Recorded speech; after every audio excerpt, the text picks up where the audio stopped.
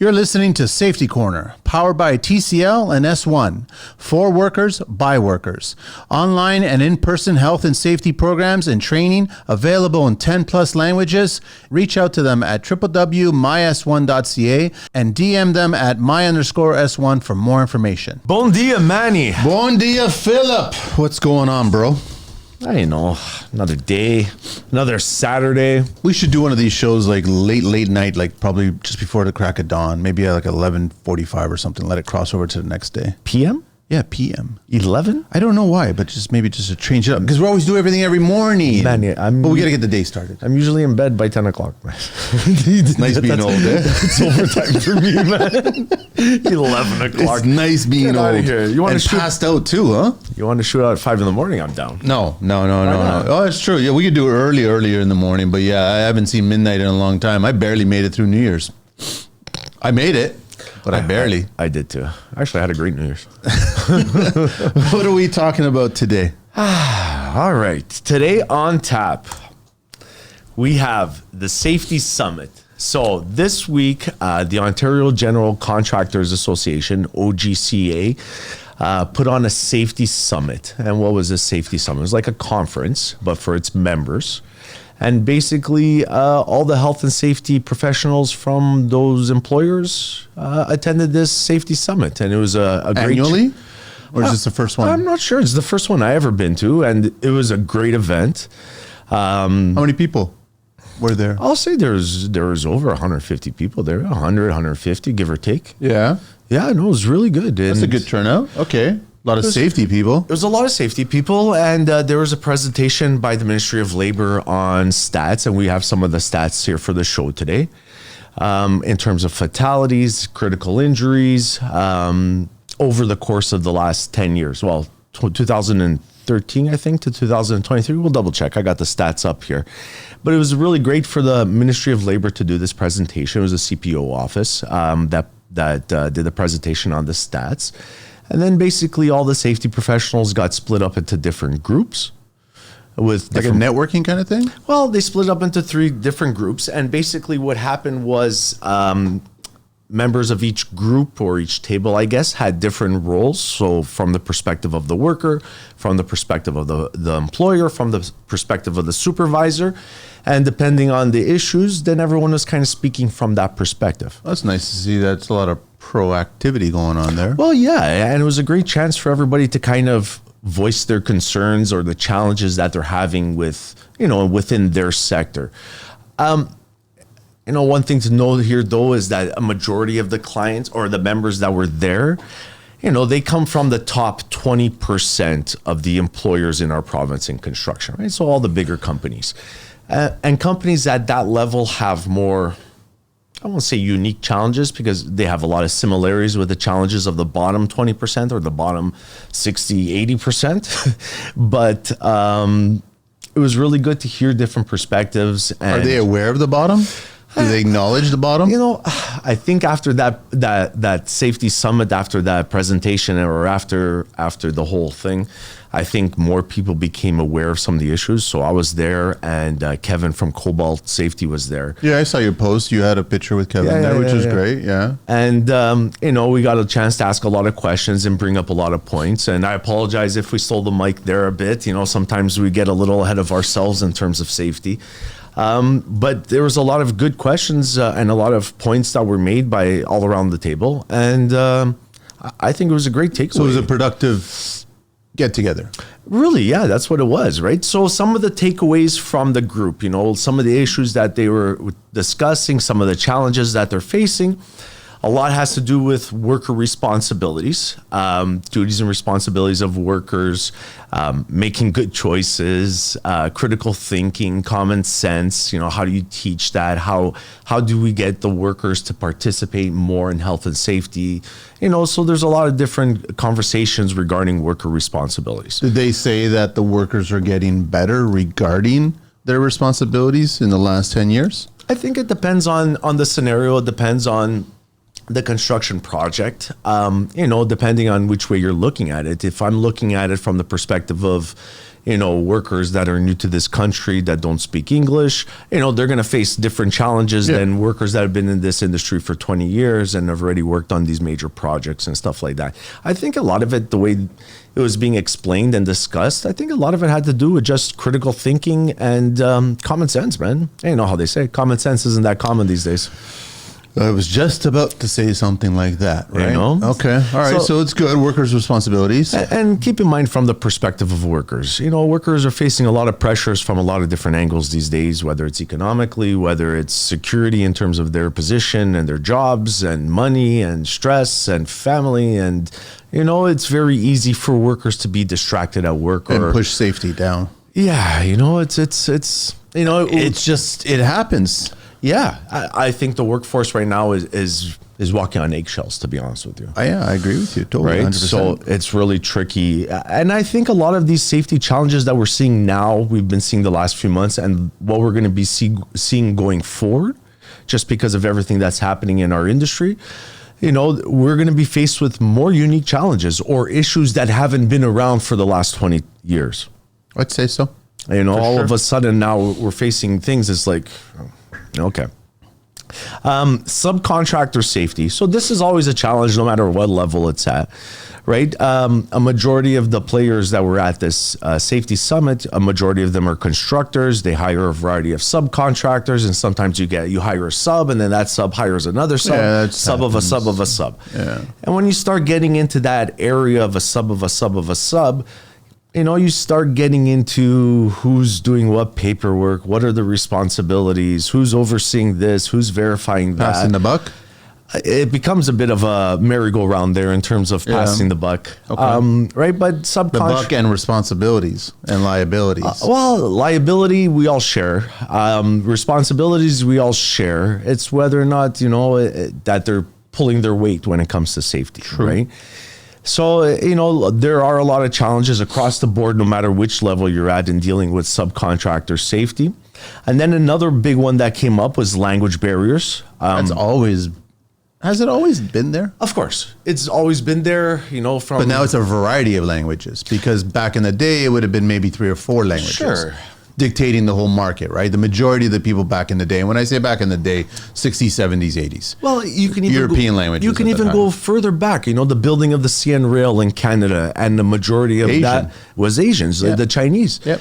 And can you imagine the language barrier back then? It'd be a lot of pointing. Yep, that's all it would be. And a lot of and unfortunately with that example, there was a lot of fatalities. Oh, a huge amount, massive amount of fatalities. Right? It was bad.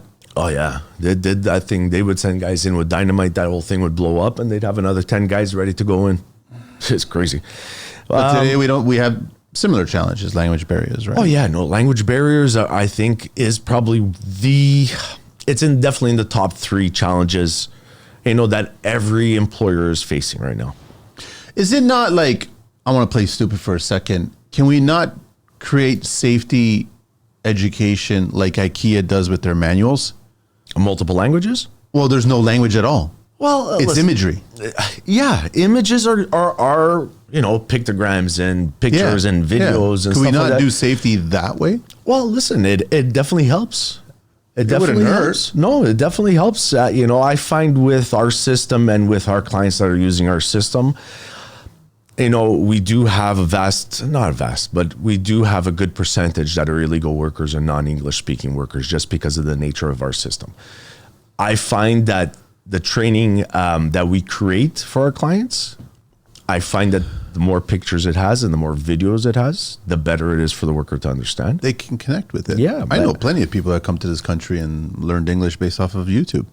Watching English-speaking videos. Sure, and that's how I learned Portuguese when I was a kid, watching Portuguese TV and, a little bit of Portuguese. Really? Oh, yeah, man. I used to spend months and months in Portugal when I was a kid. And just watching Portuguese TV? Yeah, and just speaking Portuguese and just being around Portuguese people, you definitely absorb it that way, What's right? Portuguese content these days like? what, like on TV? On TV, yeah. I don't know. No, I don't know. I don't watch it anymore, man. Well, we know the I watched Spanish. You had the telenovas, right? Well, yeah. Those are the dramas, right? Yeah, and there's nothing, there's nothing off limits with those things. No. the European soap commercials and shampoo commercials were a lot different than the North American ones I can remember as a kid. Movies.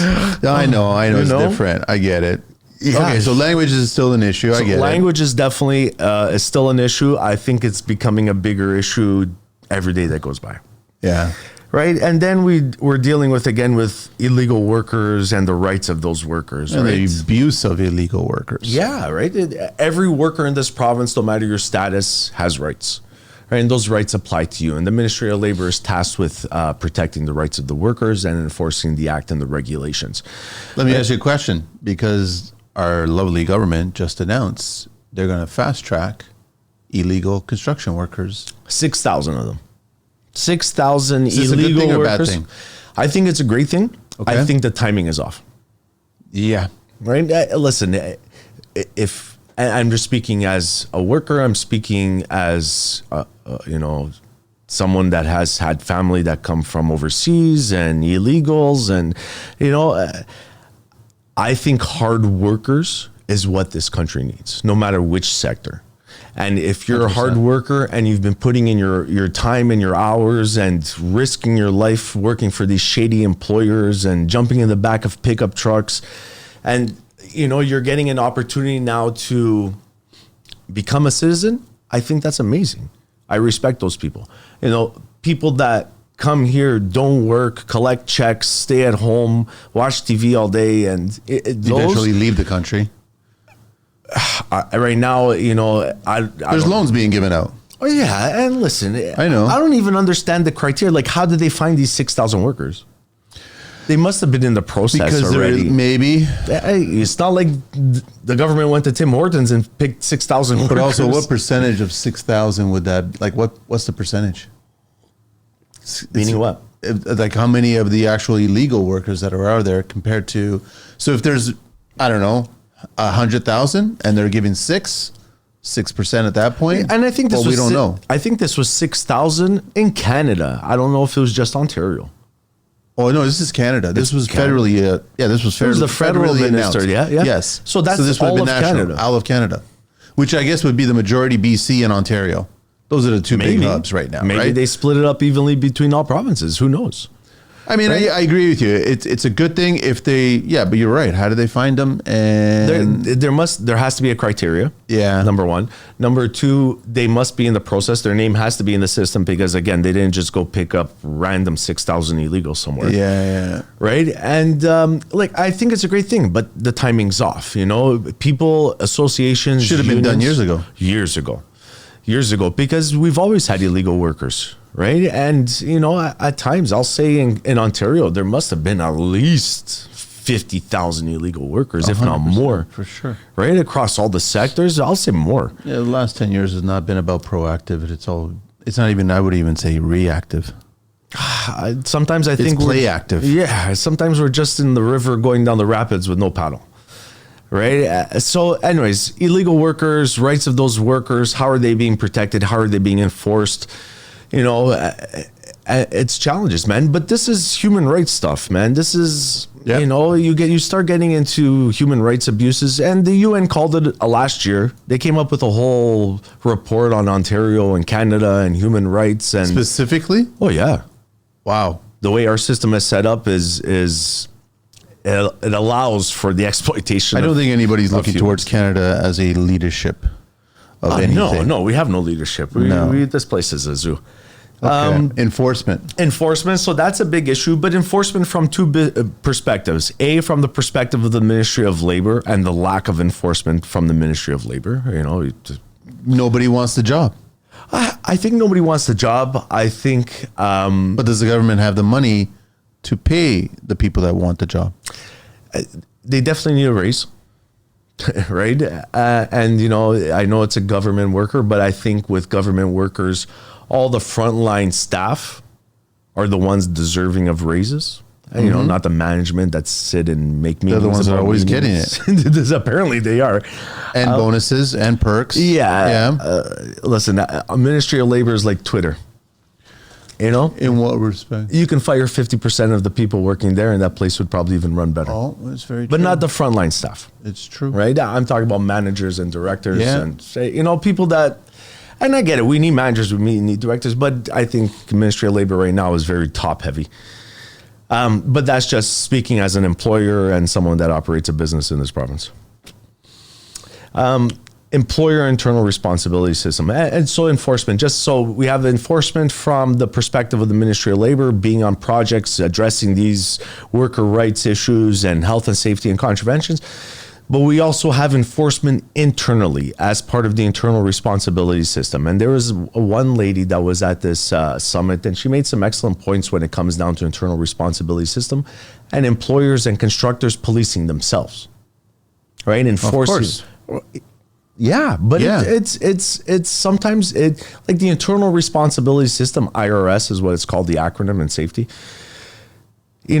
It's been around for a long time. The fundamentals of, creating rules, creating expectations, policing those rules, policing those expectations, tracking those expectations, tracking the results of the work you're doing, etc.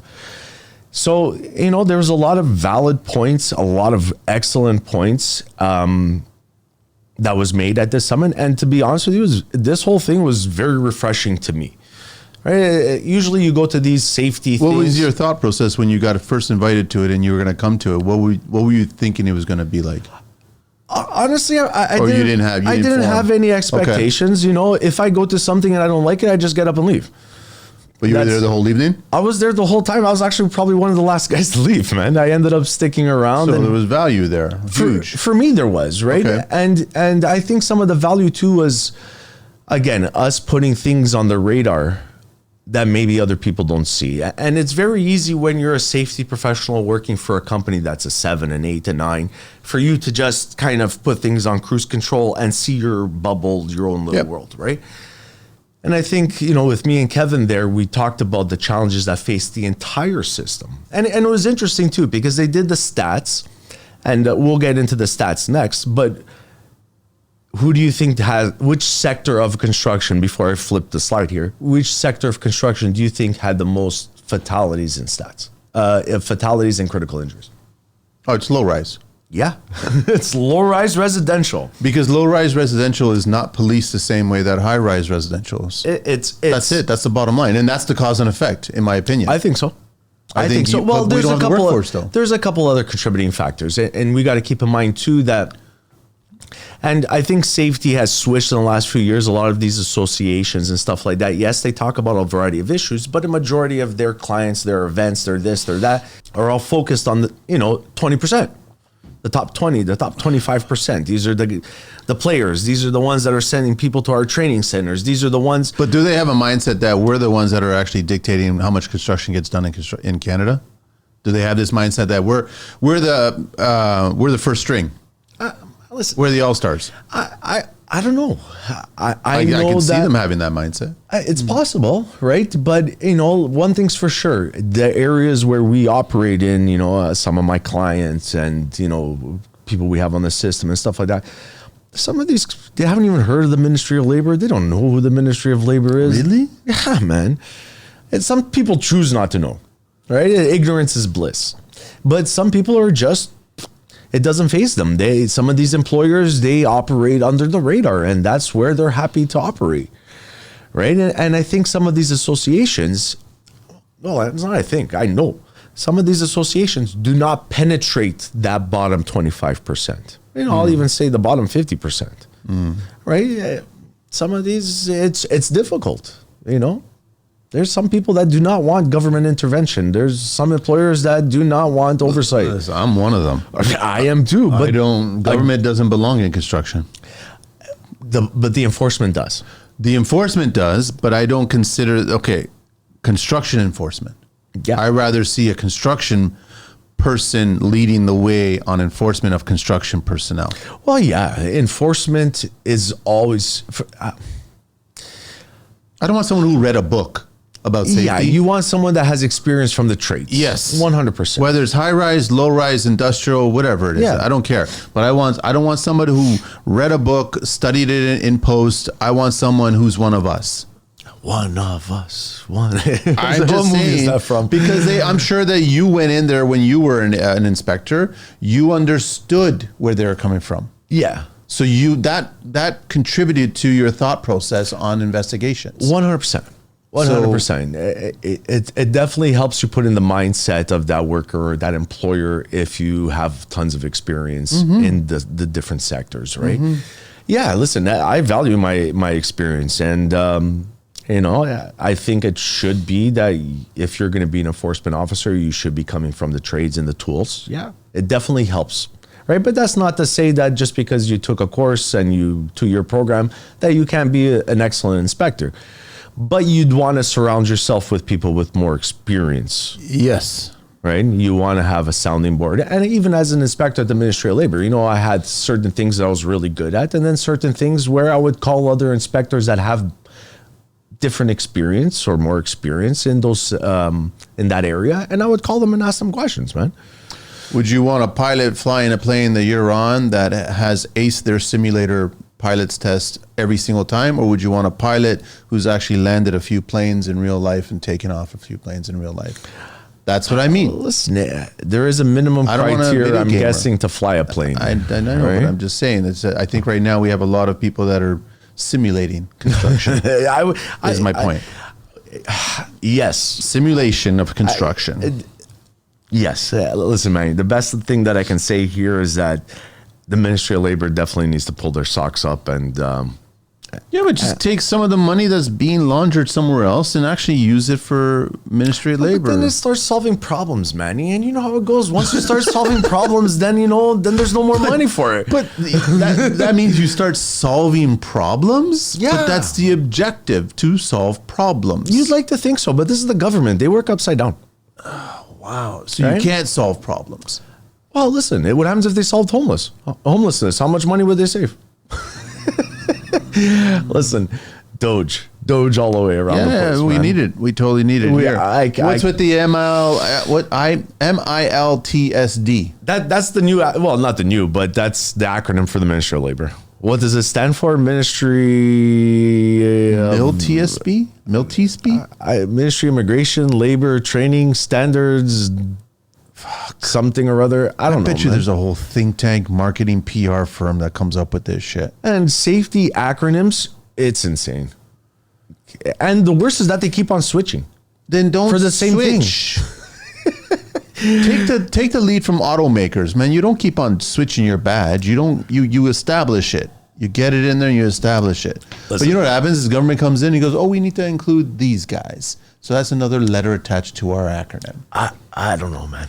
I don't know. But, So overall, it was a good March 6th. It was fantastic. It's going to come back again next year? Is that I hope so. Yeah? I hope so. And who, here's a stupid question, who funded it? I'm guessing it was the OGCA and their members that put this together. All right. Was the food good?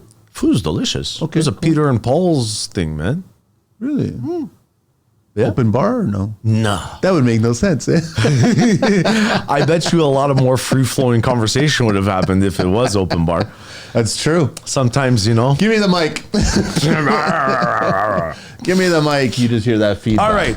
Graphs. Let's get into some. Yeah. So the first caveat. This information has not been released to the public by the Ministry of Labor. This is aggregate data that they are still gathering and piecing together. So we're only showing the fatalities and the average age. There was a few more layers, but this is definitely the top layer. These stats probably most likely will not change once they finalize all of this. And if they do, it'll be plus minus 1 or 2. Well, 10 years is a good chunk of data collection. So it's a nice barometer for what potentially the next 10 years is going to be like. Listen, this is not hard to put together. Every year they have stats, and all you got to do is add up all those stats. All right? So it's not that it was just let's group this into a 10-year thing. And, sometimes depending which 10 years you're grouping will change these stats. But let's take a look at it. So these stats are from 2013 to 2023. So this doesn't include anything from 2024. Okay. Ontario construction sector, 254 traumatic fatalities, an average of 23 per year. This is Ontario. Ontario only. Okay, so first caveat here. or firstly, an explanation. What is a traumatic fatality? Traumatic fatality can be falls, struck by, crushed by, electrocutions, trench collapse. Okay, so those types of fatalities. Deaths, no? They're fatalities, but they're grouped differently. So these are traumatic fatalities. The other group that they have is occupational illness. So long term. Yes. I've been exposed to asbestos. I've, lead. And that eventually gets categorized as a fatality. Eventually gets tracked and categorized as a fatality. Now, whether those numbers for occupational illness are accurate, it's a really hard sell. It's hard to sell. Right? I worked for an asbestos. I got lung cancer. I'm 65. I have lung cancer. I worked for an asbestos or a demolition company 20 years ago. I worked for them for 10 years, right? How do I connect the asbestos, the lung cancer, to that work? Good luck. That's difficult. Well, WSIB is definitely covering some occupational illness injuries for sure. Are they? Yeah, it's on their radar. I'm sure they're paying out for some, right? But the question is the burden of proof. How do you tie it all together? How do you know it's from that place and not that place? What happens if that place is already bankrupt There's a lot of variables. Closed? How many years you've been smoking? When did you start vaping? Yeah, and that's an insurance company too, right? I know the insurance comes in as well. Yeah, well, WSIB is the insurance company, so I'm sure they make it difficult, I guess. Maybe I shouldn't say the word difficult, but in that 10 years, you had, how many? 300? What are we looking at? Critical injuries? No, the occupational illness stats aren't on these. Oh, they're not on there. They're not included on these ones. They were excluded for this presentation. Not sure why, but they were excluded. So an average of 23 construction workers die a year. Traumatic.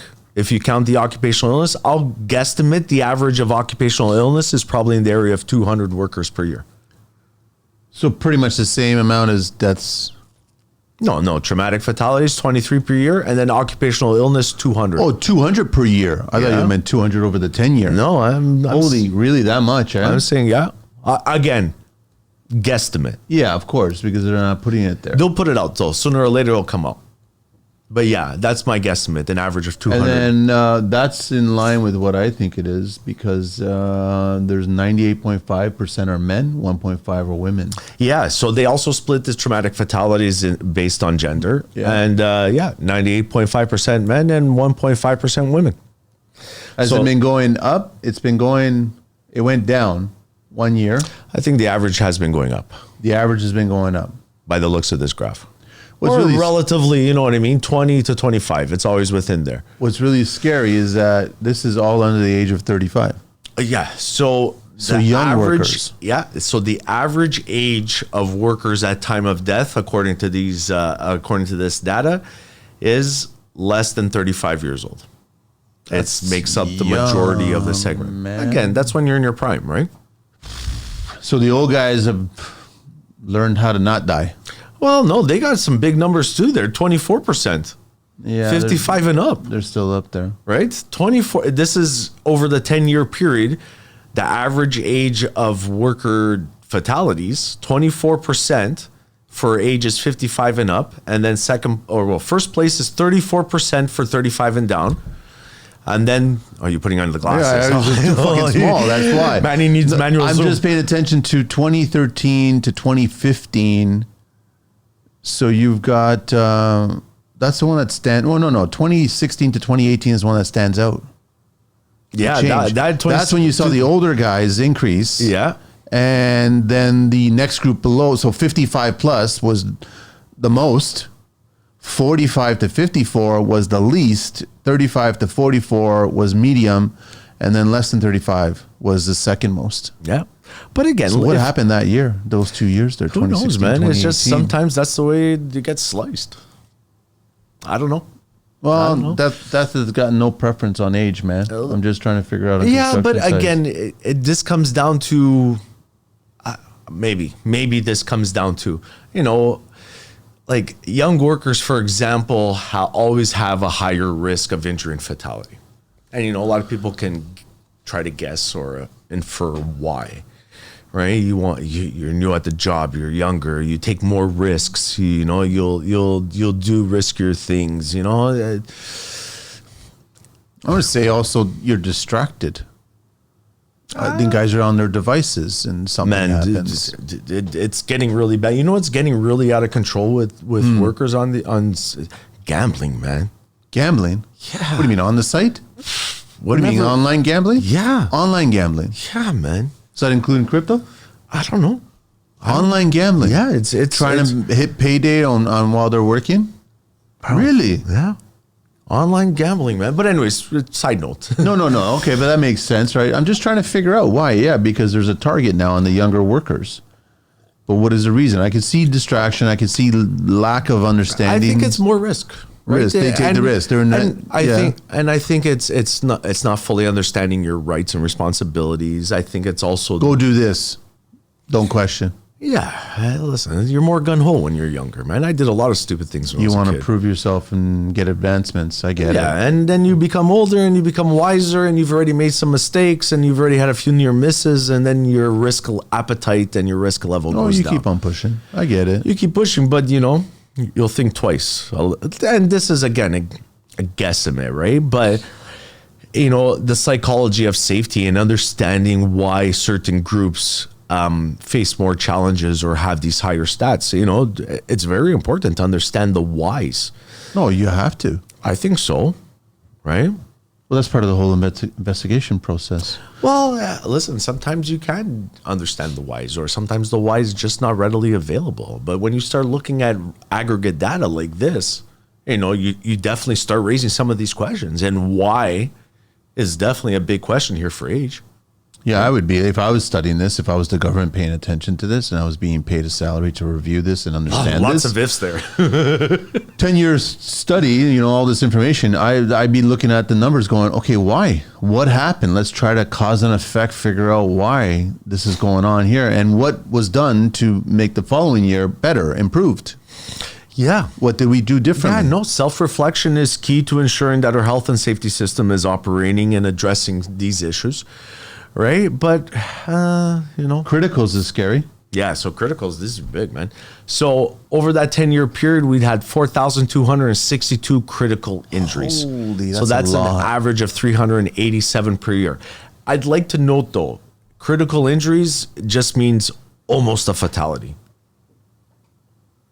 Almost. But it could have been a fatality if one variable was different. Pretty much. Something like that. Pretty much. That's a lot, though. 4,000 plus. Well, that's over a 10-year period. So 387. Has it been going down? If you look at this data, I'll say the average is still close to 300. It goes down, it goes up. The average is above 300. Yeah. Well, the average is 387. Well, the criticals, what's interesting is that more women were critically injured. Yeah, that's fatality. 240. Like 3 times? No, 4 times. Critical injuries is still 94.4% men. Yeah, right? No, I know. But I'm comparing it to traumatic, right? So 1.5 women, 5.6 women in critical. Yes. That's what I'm comparing it to. Yeah. No, there's definitely a higher number. A 4 times increase in women critical injuries than fatalities. Yeah. So I wonder why. What's going on there, too? I'd be curious about that. That's a good question. You'd like to think first it takes a lot of, not that much time, but it takes time to compile all of this data. Number one, it does. Right? But then what do you do with the data? This should be shaping initiatives and targets and, setting up blitzes from this data. But like you said, that's solving problems. Yeah. Here's the one thing that I do not see on this, and you'll never see it on these. Illegals. Yeah. So this was a question actually posed to the Chief Prevention Office, which is, is this capturing illegal workers that got dropped off at the hospital and said that they got hurt at home or something like that, right? Or because they are also getting critical and fatality. Yeah. Like, how do you capture this? Is it possible that in 2023, 3 illegals died on construction projects? Here's a question for you. Do you think the illegal numbers would double these numbers or be less than doubling these numbers? I think it's less just because the group is less. You know what I mean? But again, I don't know where I'm at. There's very little data. Yeah, we don't know. This isn't a segment you know, and I know, but what's the stereotype? When you got on a job site, scattered. Most of the time, people who are scattering are the illegals that are scattering from the job site. Man. It's I've had some crazy scenarios. I remember once on a job site, it was a bit of a blitz inspection on a site. And I guess somebody had told all these guys, drywallers and stuff, that immigration was on site. So they're all screaming, immigration, immigration. Man, I'll never forget. I opened the back of a sliding door of a unit. It was like a low rise. They were building 500 homes, whatever. I open the back of the sliding door and I stick my head out and I see a guy on stilts running, man. On the stilts? On stilts. Manny, if this guy was to race me on stilts, he'd beat me. That's how good this guy was. Running through the job site like a gazelle. I couldn't believe it. Keeping his head low. Oh, man. But, you know, listen. It'd be nice to somehow capture the illegal numbers because I know they're there. Oh yeah, nobody wants to talk about it, but they're there. And they would put some more percentage points on all of this. And what's really sad is that I think that the illegals would be taking more risks. They are the group of workers that take the most risks in construction. Yeah, period. Because they know that they'll be fired and they have no work now. There's no fired, man. I know they just won't be. You're just not getting paid. That's it. Thanks for the day of work, and you're not getting paid. Get out of here. I know. It's horrible, man. So they'll take the most risks, man. That's the first risk. That's working sad. And not getting paid. That's risk number one. Risk number two: getting in a truck with a complete stranger. Now you got to crack down on the employers for that one, but that's a whole other show. We've discussed that already. Let's not get into it, man. I'm very passionate about that segment. The employers are the ones that are fault, man, in my opinion. Yeah, but some of them aren't even employers. It's your homeowner and you got a big hole to dig in your backyard. I know. I'll just homeowners go are with Tim classic Hortons for that. and grab American a couple homeowners are classic. That started the whole thing in America. Go to you can go to any Home Depot. Any Home Depot at the morning there, and you'll have dozens and dozens of workers. Oh yeah, so I've obviously seen it down in the States, and you know it's been on. You know we've seen again when it comes to illegals, it's always been here. It's just never been as on the forefront. I've never seen it the way I saw last year. And last year I think was peak when it was worker shortage, the borders all open here. Yeah. Right? Now the weather's getting a little nicer. Let's see how many of the illegal workers stayed because, you know, they flow to where the money goes, right? Yeah. So if the money's not here, they won't be here, right? So I think, you know, as soon as the weather warms up a bit, you'll start seeing I guess is a good metric is go to Tim Hortons and see how many people are standing outside at 7 o'clock in the morning. Right? Which is crazy, man. So, you know, overall, the average hasn't changed. We haven't gotten better, really. We haven't gotten better. We haven't gotten worse. It's just... And that's a 10-year period. Yeah. And that's a 10-year period of an uprise in economy. And now we're going into a 10-year period of a down slope in economy. Yeah, so what's going to happen? The numbers are going to go down. They're going to go down on face value, but I think the risks are going to go up. Well, listen, it depends how you look at this data. If this data is done as per 100,000 hours of worked hours by construction workers, then the data won't get skewed. But if you're just saying in 2023 we had 10 fatalities, in 2024 we had 12 fatalities, but now that construction is down in 2025 and it's pretty much 5 fatalities now. We're doing better. We had 5 fatalities, so we know, yay, right? That's false. 100%, right? But again, it's the government. The government will take that as a win. Yeah, that's all hard. We're winning, right? We should spend another $100 million. We need to pay the upper management more money because they're doing such a great job. They all deserve raises, man, because they did such a good job. Here's a pat on the back there. Yeah, okay. Listen, I'm not. I know I take some shots at the MOL, but MOL or enforcement is necessary because if we did not have checks and balances, it'd be far worse. It'd be far, far worse. The level of exploitation here would be insane. Yeah. Right. We need checks and balances in the system. We need enforcement to protect these workers' rights.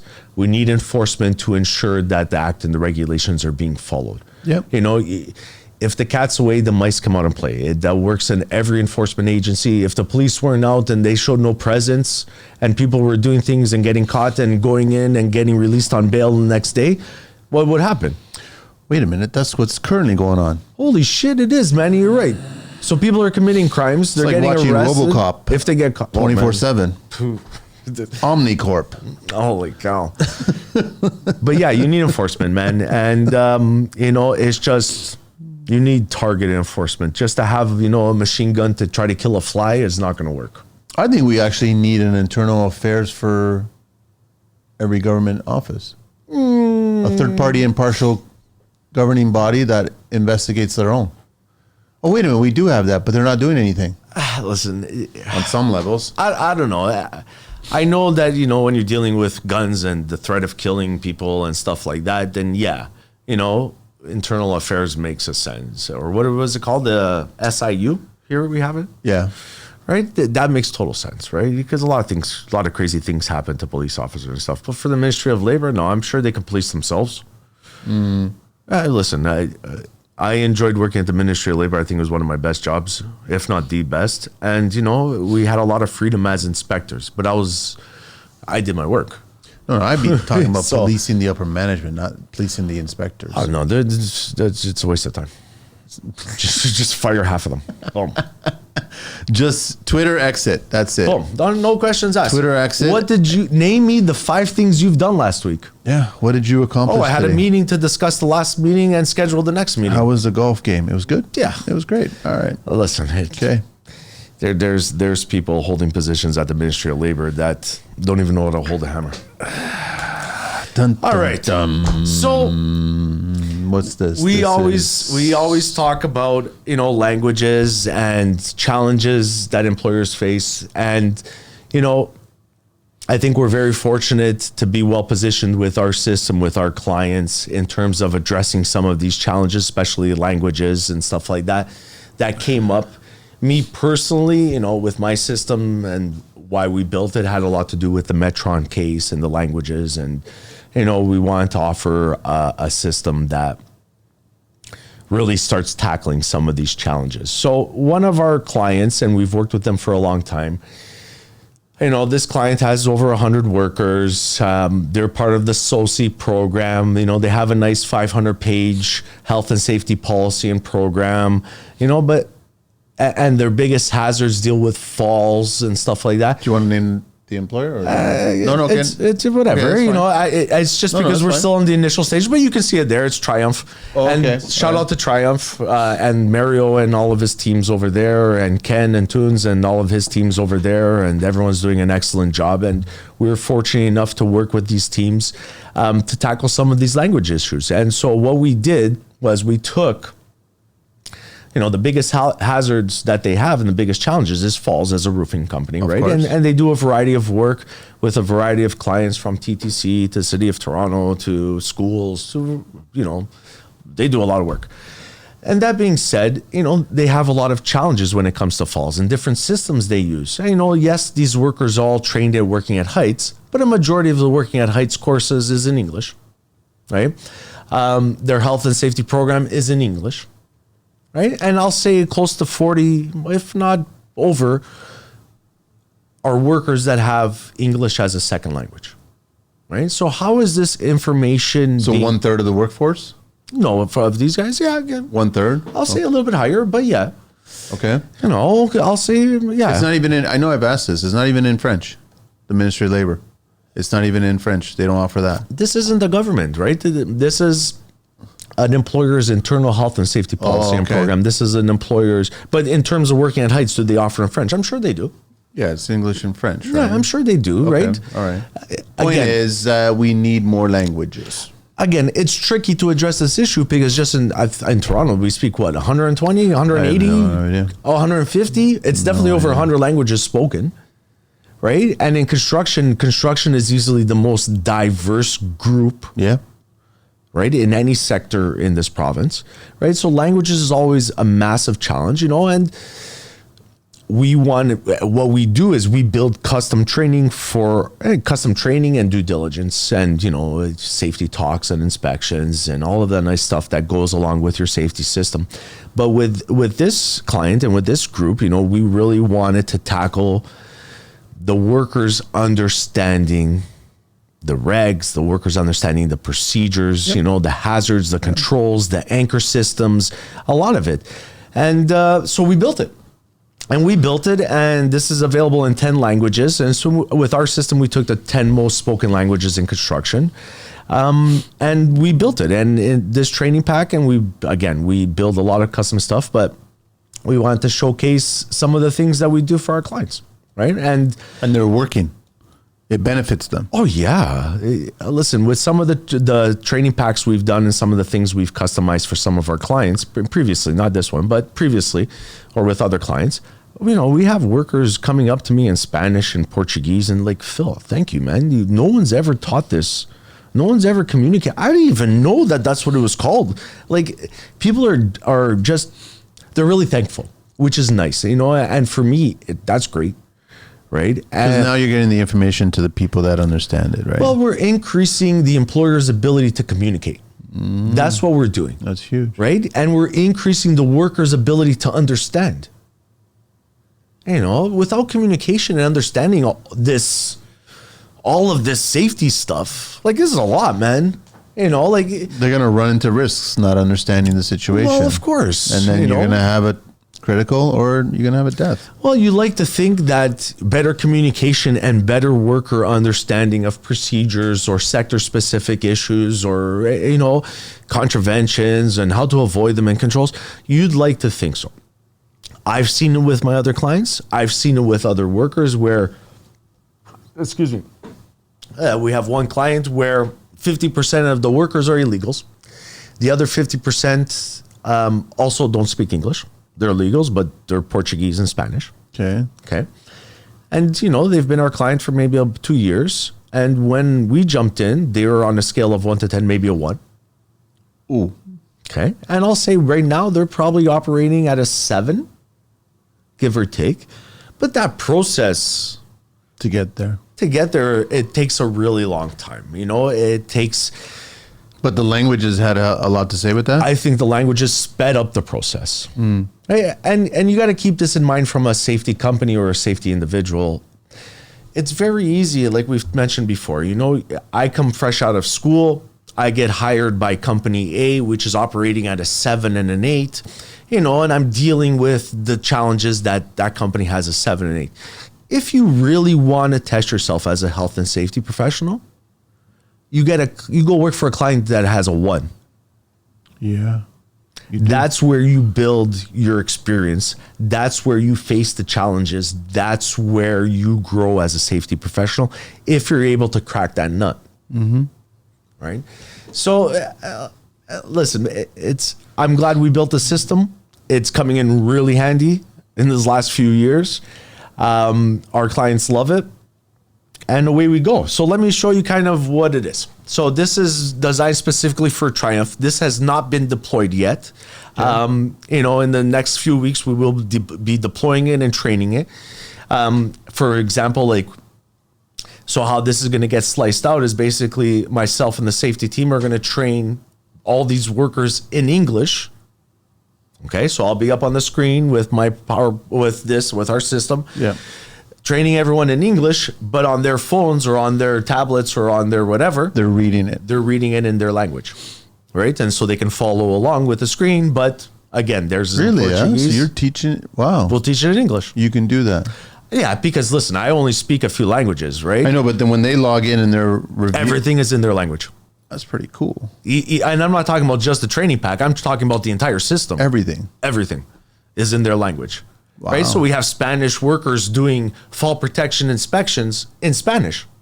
That's unheard of. It makes a lot of sense. Right. Our safety talks, that our supervisors do out in the field, they can do them in English, and everyone that's there gets it in their language.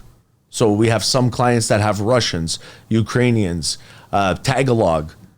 Right. So as an employee, you're logging in and you're selecting your language. There's some caveats. Once you create your profile and select your primary language, then everything displays in your language. Right. So its default is English, and then you got to go in and create your profile and select your languages. But once you select your languages, pretty slick. Yeah, I think so, man. So here, let me push play. I figure the government would probably jump all over that, no? Listen, surprisingly, I've had meetings with the government. I've had meetings with associations and showed them what we're doing and how they're helping. And all of them have said, yeah, we'll call you. Don't call us. And you never got a call? No. Attaboys. You know, And girls. And listen, to each his own, right? If you can't sit at the table, just make your own table. That's how I look at it. So away we go. We're in construction. We can build tables. Yeah. Okay, so what are we doing here? All right. So this is just our training pack, and this is kind of what it looks like. You know, we go through duties and responsibility. You were talking about pictograms yeah, and stuff. so there you go. See, that's pretty clear. So these are a whole bunch of animations that we have from our library that we created, and you know, it just kind of shows the how not to do it type deal, along with our Instagram page. Right. But, you know, we put a lot of these animations into it so that the workers have a better understanding. Yep. We cover a lot of the duties and responsibilities, different modules inside this training pack, PPE. And then you can change the language there. Yeah. Oh, look at So, that. Huh? perigos, o risco é definado como uma coisa, o equipamento, you know, so some Portuguese. Sound like I'm on the Portuguese. Yeah, but then the video is still titled English or? No, Yeah, the video is still titled there's because only you're so pulling it much from I can YouTube. do. Yeah, I know, I get it. There's That only makes so sense. much, but even with YouTube videos, you can create subtitles and have subtitles and you stuff can't do like that. Same with LinkedIn does that nowadays too. Yeah, if you sure. share it on LinkedIn. Right. So, you know, like we throw in the regulations. We talk about All the docs, so you're all clickable and everything. Oops. Everything's clickable. And, you know, some of the training packs, the modules, workers' rights, duties and responsibilities, PPE. We go into this one with the fall protection systems, the company's specific procedures. We put these all in here too. And, you know, you try to cut out some of the fluff and the repetitive stuff. Can the employee sign off that they went through all this? The system tracks that. There's no need to sign off. So they know that person, that employee, went through the system. And it creates a record of training for these workers that once they makes a lot of complete. sense. Because now you'll get this, you'll be notified as the employer, and now it's like, okay, employee A did this in this language or whatever. There's an entire reporting section that tracks all of this. Wow. We got pretty graphs and nice charts and nice bar graphs, and you know we got all that nice jazz too.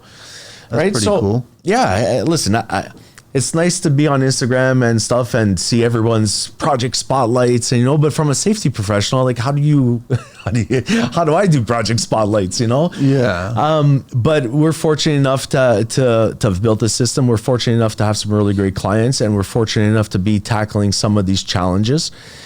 You know, and our system, just for everybody out there, is not just for us. We built a system for other safety companies and consultants, and we have an entire LMS component, and we have other safety companies using this as an LMS. We have employers, we have constructors that have orientations built into this, and they use it to do their multilingual orientations on site. Right, so.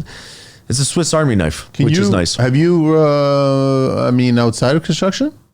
No. Hospitality? Well, we cover construction and industrial. Okay. All right. I'm just Right wondering now if it could be with our implemented into a different industry. Yeah. Well, industrial regulations cover restaurants and cover all kinds of things. Oh, I didn't know that. Yeah. Okay. So our system, again, it can be modified, right? But, and we have a lot of flexibility with what we create and for who we create it for. Listen, man, restaurants are kind of, I remember like being 13 years old and being a baker at Michelle's Baguette and having the big mixing bowl that was like 3 feet wide and that mixing bit in there. And then like the guy just said, don't put your arm in there when it's mixing. Yeah, that's the extent of your safety training.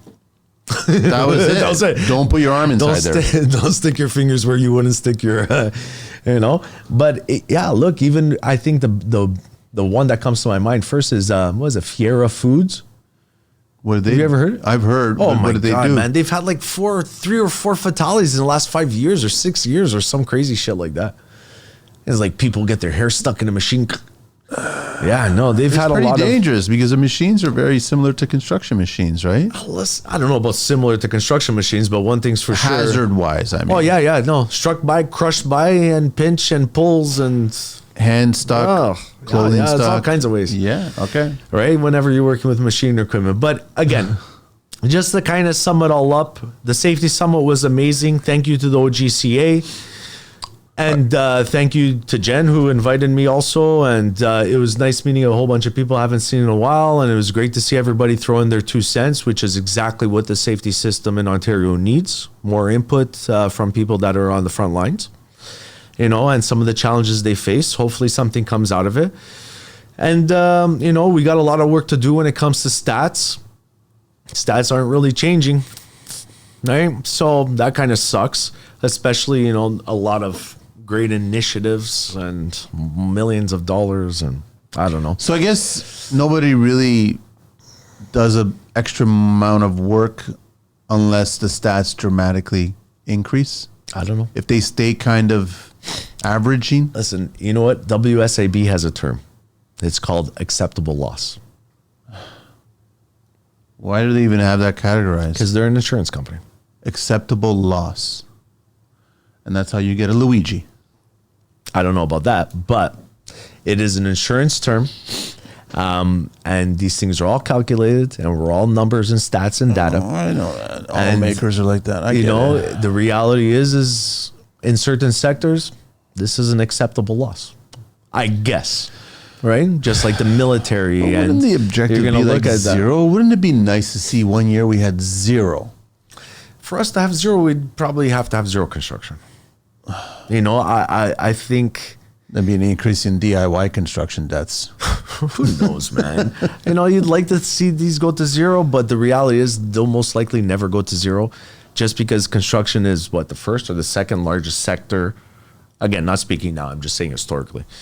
You know, with the most workers and but the most in all these hazards. governing bodies, I would be, my objective if I was working there would try to get it to zero. Why are we getting acceptable loss? I'd be like, why don't we get to zero? Because zero is unrealistic.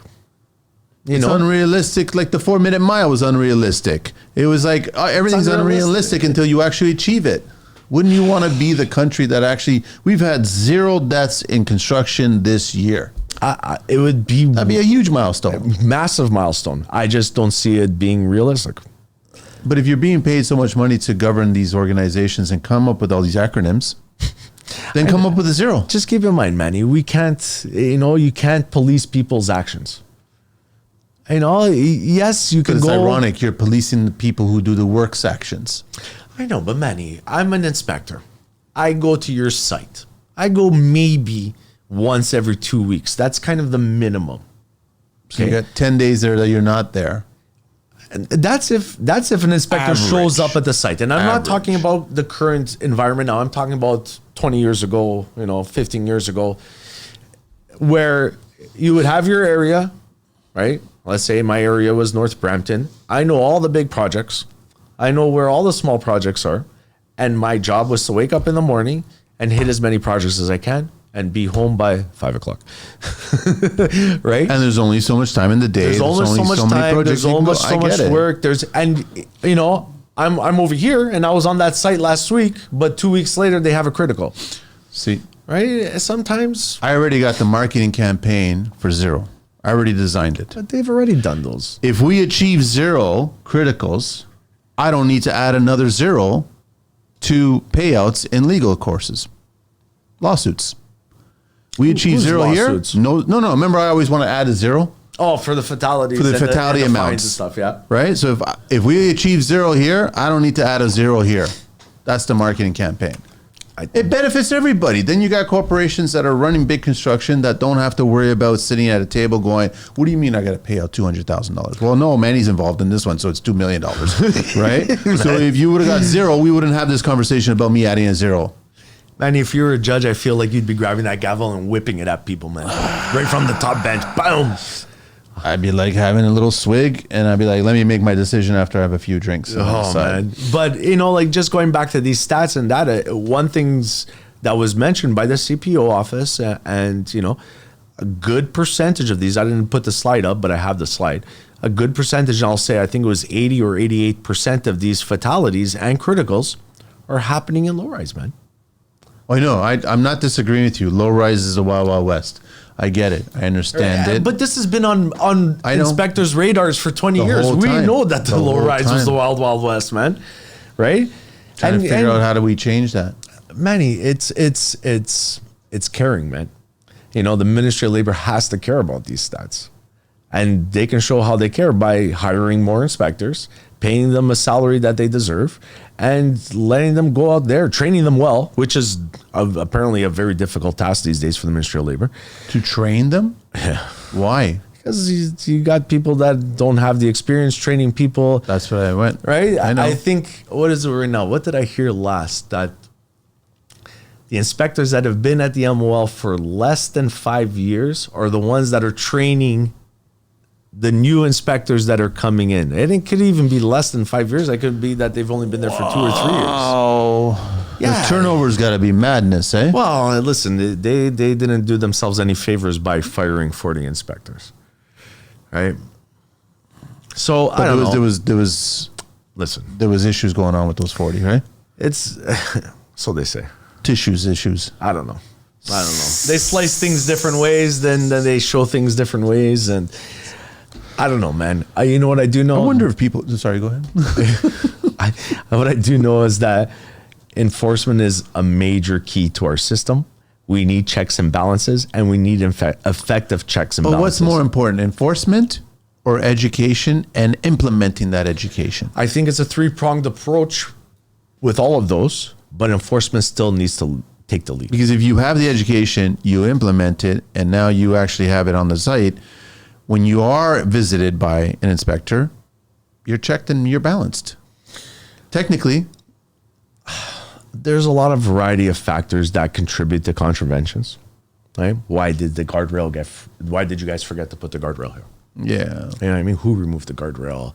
You know, what is your process, your procedure? Who's responsible for this? And right, there's a lot of things with it. Just one simple. Why is all this garbage here? Right? And these things can add up. You know, I like to think as the MOL inspectors as the referees. And that's how I always approach my position. You're just a referee, right? But if the referee's not there, you know, you can have many posters that says work safe. You can have posters all around your job site. But if the referee's not there, things get out of control. And that's what I find. I would just like to see it dramatically skew down towards We all zero. would. All of us. We just looked at data from 10 years, and it's up, down, up, down. It's staying in the medium. It's 23 is the average. It's staying. Yeah. Right? So there's no getting worse, getting better. There's none of that. And what makes me nervous is that's an upturn in economic. And now we're into a downturn in economic. One thing's for sure. With the current economic situation and the reduction of production overall. They're going to take their gold stars. That's not right. No, what I'm saying is our Ontario health and safety system has an opportunity now to ramp up safety, for sure, to really get into where it needs to go. Yeah. To go down those beaten paths, or to go down those paths that haven't been walked. You know, to create specific initiatives to rebolster the inspectorate and train them accordingly and adequately. I think adequately is the key word there. Right? We have an opportunity to ramp up safety right now. I got another one. Remember Guardians in New York City? Those guardian angels, they Yeah, used the to walk guardian around angels. the red berets and stuff. Like we had them in Toronto too. Yeah, regular citizens Yeah. that were just grouping together and then keeping an eye on everything. I think we need a version of that in the Ministry of Labor. Those are health and safety consultants, and I go on site and hey, I'm here for my subcontractor, and I go to the constructor and I say, hey, listen, you're missing guardrails and you're missing this and you know this and that. Get the fuck out of my office. But here, I'll paint this picture though. I'm going to paint this slightly different. We show up on sites. We're not issuing any orders or summons. No. But we're letting you know that your job site is Shit. and then we walk away. You tell us to fuck off, or we walk away. Nah. But in your mindset as a constructor on that job site, are they going to notify the Ministry of Labor now? No. And we are a target. Keep this in mind, Manny. Anybody can file a complaint with the Ministry of Labor. There's a Yeah. 1-800 number. I get it, but you have to be on the site. But if you got guardian angels that are coming to the job sites, and listen, we see it. We're just giving you a preemptive, listen, just take care of this shit. There's no incentive. won't to do it? Why? Who the fuck are you I coming would on do the it if site and someone telling comes me by. what I should do and not do? Beat it. Get out of here. I would do it if I was the constructor and then there was missing. I would do it. Random super citizen comes up to you and says, none of your guys on your site are wearing hard hats. This is, you're like a Karen, man. I think it would Super work. Karen. Maybe I should apply for the job. For Ministry of Labor? Yeah. Manny. And revamp this whole Do you like fucking lots thing. of paperwork? Fuck no. Do you like being micromanaged where every 15 minutes? I would hire somebody to take care of the paperwork, and I'd be like, in my contract, you can't micromanage Do you me. enjoy getting GPS tracked everywhere you go? No. Do you enjoy having managers that know less than you? No. Do you enjoy having to call other people that used to be inspectors and get advice from them because you can't call internally on your own team to ask them questions? I would do that though. Yes, I do. I would do that. Yeah. Some of them do. I wouldn't have a problem with doing that. I'd be contacting people going, hey, here's my situation. If this was going on, how would you handle that? Right now, being an inspector is a very difficult position, man. And I feel for a lot of these inspectors. But again, We need data on that when they're all turning around and who's training them. And I bet you it's scary numbers compared to what it was. it is. And the amount of inspectors that quit Yeah. is I've never seen this before in my life. I'm not even talking about the fired ones. I'm talking about I think last year it was at least 2 criticals I had, where the inspector shows up. It was a critical and one part 1 ticket to one of my client's subs. The inspector shows up, and then 3 days later, okay, where's this inspector? Oh, Phill, he quit. Or this inspector issued a You ticket. brought this up before. And Yeah. why hasn't that folder been handed off to somebody else to? Because there is no somebody else to do it. Manny, So it gets lost? pull out your calculator. You want to do some quick math here? Sure. Go ahead. One inspector is required to do 240 inspections per year. One inspector? Yeah. 240. Yeah. 240. Okay. If you fire 40 inspectors, okay, do 240 times 40. 9,600. That's how many inspections did not get done. Now, out of that number, what was it, 9,600? Yeah. Divide that by, let's say half, just for fun. So 120? Or just divided by half? 9,000, yeah. So 4,800. Those are probably how many criticals or investigations that they were on. Okay. Yeah. So that's Did not get investigated. did not get investigated or got charges That's dropped 1 year. or in 1 year. That's just Ontario. That's just Ontario. So it could have been that, what was that number? Half? 4,800. So I'm an inspector. Okay. I'm supposed to do 240 inspections. Okay. That's my quota, I guess. Half of my, and then depending on which office you're in, if you're in the Toronto office, you're doing like 80% reactive work. Fuck. Right? So reactive is all investigations. There you go. That's a lot of investigations where So what's the management doing? they're having a meeting about it. No, I know what they're doing. They're adding zeros. All right. Another good show, Phill. Thanks very much, man. Manny, thank you very much. Thank you, everybody. And thanks for watching. We're out of here. You're listening to Safety Corner, powered by TCL and S1. For workers, by workers. Online and in-person health and safety programs and training available in 10 plus languages. Reach out to them at www.mysone.ca and DM them at my_S1 for more information.